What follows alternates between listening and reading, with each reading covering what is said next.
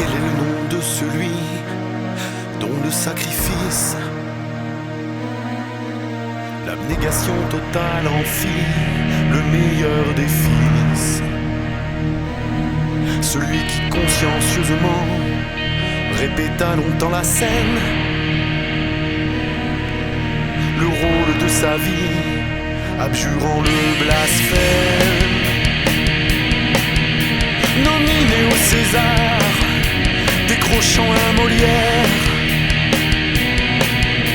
et tout ça finalement pour la gloire de son père. Et 2000 ans plus tard, ce Jésus fut si fort que pour ce pâle bâtard, des gens tueraient encore pour marquer la mémoire.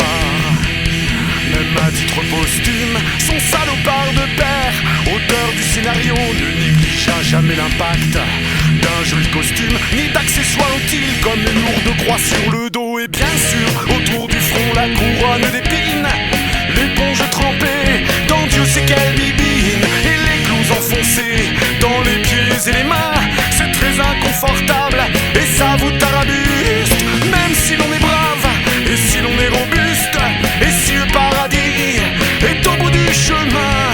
Bien sûr, il devait défendre son prestige, il était le fils de Dieu, l'enfant prodige.